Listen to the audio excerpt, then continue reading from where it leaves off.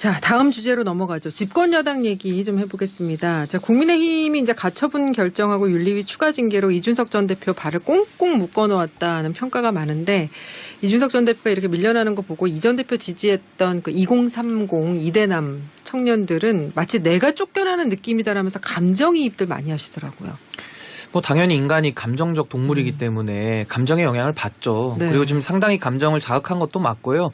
이건 뭐 감정까지 갈 것도 없이 이성적으로 생각을 해봐도 정당 민주주의를 완전히 훼손하고 법원에서 제동을 거니까 사법부의 결정까지도 뒤집어 보려는 시도로서 지금 여기까지 온 거거든요. 예. 그래서 저는 이제 국민의힘과 이 집권 여당에 대해서 참 많은 분들이 실망했다라고 보고요. 그 실망의 원인은 저는 그 양도구역 때문에 그 양고기가 많이 화제가 됐었는데 예. 전 양토기라고 봐요. 양토기. 양토기? 예, 양토기가 양두구육이고요.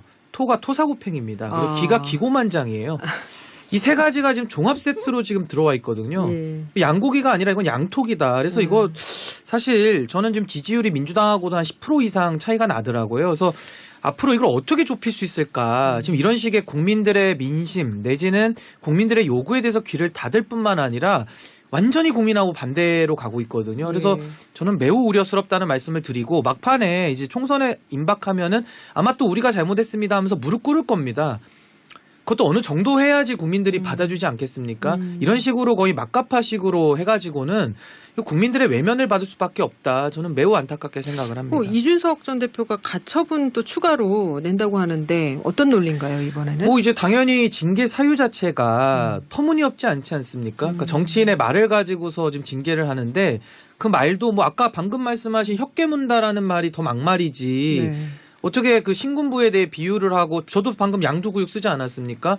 그럼 중학생들한테 사자성어 교육을 금지시켜야죠. 이거 뭐 정말 하는 행위를 보면은 윤리위가 이거는 정치를 하는 걸 넘어서 가지고 완전히 비상식적인 짓을 하고 있습니다. 그래서 저는 이런 식으로 한 거에 대해서는 이준석 대표가 저는 가처분을 통해서 이건 저는 권리구제를 받아야 된다. 저는 그렇게 생각합니다. 네네. 임세은 전 부대변인은 이 국민의힘 상황 어떻게 보고 계세요? 일단은 그 윤리위가 이제 정치적인 판단을 넘어서서 이제 윤리위가 아니라 이제 윤 대통령, 윤의 심경관리위원회인 것 같다라는 저는 그런 생각이 듭니다. 네. 이런 이제 사실상 이제 이준석 대표를 좀 몰아내고 싶어하고 마음에 안 들고 뭐 내부 총지라는 대표로 이제 딱 생각했던 윤 대통령의 어느 정도 반 정도의 성공을 이뤘다라고 저는 생각이 들고요. 이제 이게 저는 개인적으로는 민주당에 있지만 국민의힘에 굉장히 큰 게 안 좋은 걸로 다가올 거라 생각해요. 이게 아까 말씀처럼 2030이 뭐 많이 떠날 거라는데 저는 2030이 이준석이라는 사람 때문에 2030이 그 당에 있다고 생각하지 않습니다.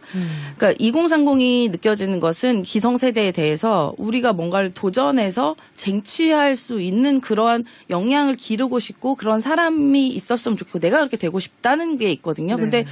이 어려운 정치판에서 어쨌든 그 영선인 이준석 대표가 그 무명부터 이제 10년간 여러 가지로 어려움 겪으면서 어쨌든 당대표라는 지위를 획득을 했어요. 그것도 선출직으로. 이제 그런 이런 과정 속에서 2030이 뭔가 느끼는 카타르시스라던가 만족감이 분명히 있거든요. 네. 근데 이건 이준석이라는 사람에 대한 호불호가 아니라 이제 그렇게 갈 수 있었던 이 국민의힘의 시스템과 또 그렇게 했었던 용기들에 대해서 뭔가 그런 응원을 했던 것 같은데 지금 그런 거를 어거지로 다 무너뜨린 거란 말이에요. 그러면은 2030이 느끼는 거는 우리는 이준석 같은 사람도 저렇게 해서 했는데도 나 같은 사람이 하면 될 수가 있는 사회 구조가 아니구나라는 낙담이 기본적으로 깔렸을 것 같아요. 그러면 이제 국민의힘에 대한 지지 철회도 이루어질 수밖에 없고 더 나아가 이런 상황을 조장한 이제 윤석열 대통령의 마음, 복심들에 대한 실망과 이제 비난이 줄줄이 이어질 거다. 좀 그렇게 생각이 듭니다. 그리고 저는 하나만 보태자면 낙심도 있지만은요. 사실 이런 식으로 정치적인 상대를 제거하는 방식을 쓴다면요. 다 그 자리에 제가 갈 수도 있는 거고요. 다른 사람 다 갈 수 있는 겁니다. 그래서 이런 식으로 한다는 건 저는 민주주의 파괴 행위라고 보고 이것은 굉장히 반헌법적인 행동입니다. 그래서 규탄을 받아야 이건 마땅한 행동이다 이렇게 봅니다. 예.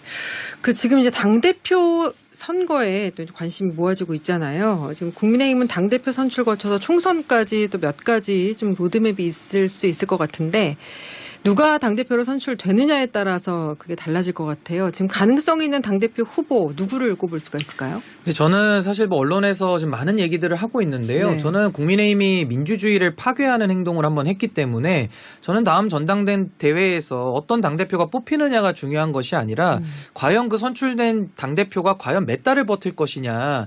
저는 거기 기간에 더 관심이 가거든요. 그래서 네. 사실은 뭐 지금 나오는 이야기들 뭐 저는 크게 관심을 보이고 싶지는 않고 뭐 결국은 이제 양자 구조냐 다자 구도냐에 따라서 결국 뭐 선거 예측은 상당히 어렵습니다.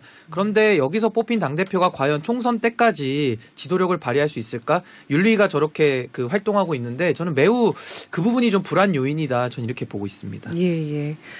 자, 지금 우리 문자 메시지로 너무 편향된 지금 당연히 그럴 수밖에 없는 게 우리 이제 신인규 국바세 대표는 이준석 대표가 당대표 할 때 이제 거기 대변인, 부대변인으로 됐기 때문에 이제 그쪽 입장을 얘기하는 거고요. 저희가 내일 이 시간에는 친윤 의원 또 섭외를 해서 또 입장을 들어보도록 하겠습니다. 예. 지금 유승민 전 원내대표가 지지율에서 1위를 보이고 있죠. TK에서도 1위 달리고 있는데 이런 민심은 좀 어떻게 분석을 해볼 수가 있을까요? 예, 뭐 아무래도 당의 지지율이 떨어지고 있기 때문에 지금 소위 말하는 윤핵관 그룹의 의원들의 지도력이 많이 좀 상실됐다라고 보고요. 그럼에도 불구하고 이제 당을 걱정하시는 분들께서 이제 유승민 의원을 통해 가지고 당의 좀 개혁을 이어가 보고자 하는 그런 의지로 저는 생각을 합니다. 네, 알겠습니다.